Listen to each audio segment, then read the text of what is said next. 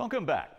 Just when utility ratepayers thought a second round of PUC settlement proceedings on the San Onofre debacle would lead to a fairer shake, SoCal Edison says, not so fast. You don't really understand how well the first round went. Count your blessings. Well, joining us now to parse the politics and the freaky finances the Public Utilities Commission put in motion here are Assemblymember Mike Gatto, who chairs the Utilities and Commerce Committee, Attorney Maria Severson, a ratepayer advocate who is on the case, and Jeff McDonald, San Diego Union-Tribune reporter who has been on top of these issues with his long-running Watchdog coverage. Thanks for being with us this morning. Great to be here. Assemblyman, we will start with you. Over the years, and finally you think you've maybe brought this to heel, you and your fellow lawmakers have had a lot of bones to pick with the Public Utilities Commission, how they conduct business, which seems in so many cases fast and loose and behind closed doors. What did you hammer out with the governor, and what's your level of confidence that they're going to come correct under that framework? Well, you hit the nail on the head. The entire state is very concerned about the way that this entity has been conducting business. Their effect over every aspect of our lives is profound. Everything from Uber and Lyfts to the gas and electricity that comes in your home. It needs a whole lot of reforms. We agreed to a vast reform package. Some of the things in the reform package would be appointing an ethics officer who has the right for any employee from the ground up to call that officer and say, hey, something's happening that's very shady, and this person has the right to open up proceedings. And then secondly is to allow the Attorney General to get involved if he or she sees some things that are improper. I think those reforms alone will be massive reforms in terms of bringing a little bit of sunshine and some ethics back to that commission. That's on the legislative front. On the legal front, Mia, what's going on there? Because as we understand it, the idea of openness and transparency is still being resisted. Your partner and colleague, Mike Aguirre, is fighting a battle in the Superior Court level all the way to the appellate courts. Where does that stand now? Well, the Public Utility Commission has finally reopened the proceedings into the San Onofre debacle. And what's important now is to determine whether the settlement is reasonable.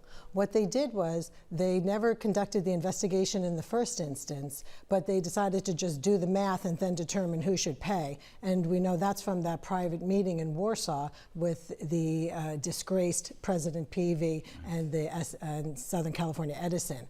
So now it's interesting to see what will the commission do in reopening it. Will they go back and ask the hard questions as to what happened, who knew, how those steam generators that were supposed to last 40 years failed in 2, how they got put into place by Edison, and then, and only then, can you decide whether a settlement's reasonable. And part of the reasonableness is who pays, ratepayers or shareholders.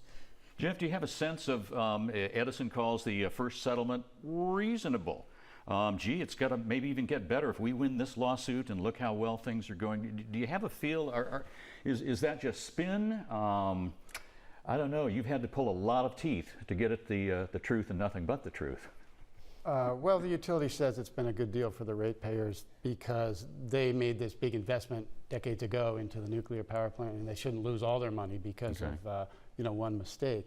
That may be. I tend to think the Public Utilities Commission wouldn't have reopened the case if there weren't going to be some kind of adjustment in favor of the ratepayers, but that's just speculation.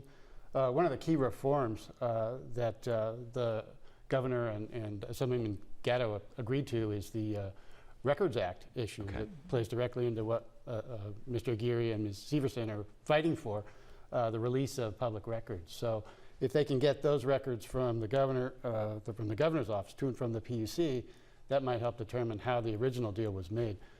These new reforms make it easier for future people to access those private records. Well, as we know, information is power, and a lot of people don't like to share it, and it seems that the PUC fits that profile.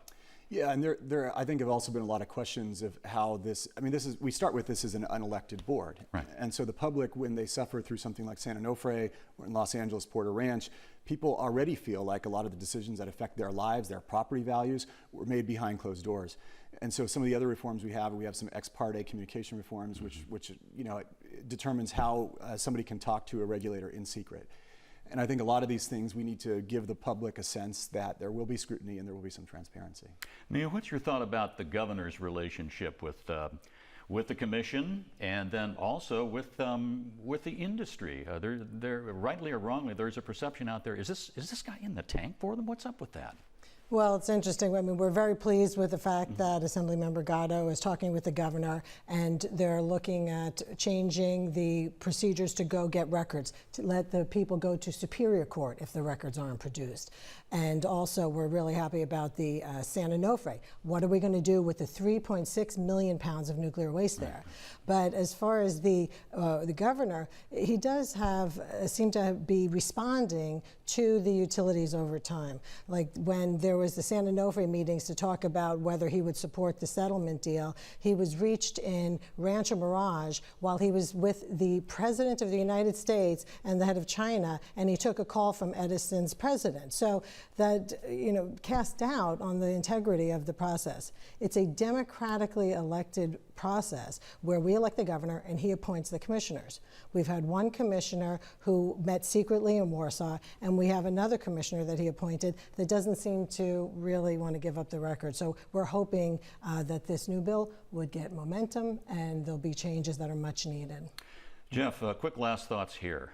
Your level of confidence that this is all going to be inured to the benefit of ratepayers as they deserve it, and then also to the idea of truth, justice, the American way. It's been very hard to get at the truth. I've seen your efforts. It's a complicated model. Delivering electricity, regulating the utilities. So there's a lot of moving parts to it. It's been very difficult to get information out of the governor's office, the PUC, the utilities. So I think to a large extent that's how business gets done. I think they're hoping the San Onofre case just goes behind them if they readjust the settlement terms. But there's a lot of other issues that remain in play going forward. And you'll keep your eye on them. And thanks for joining us, folks. Assemblyman Mike Gatto, Attorney Mia Severson, Maria Severson, and Jeff McDonald, Union-Tribune. And coming up, could the future of San Diego elections be a throwback to the past? A new but old-fashioned framework will be on the November ballot for city voters. Stick around.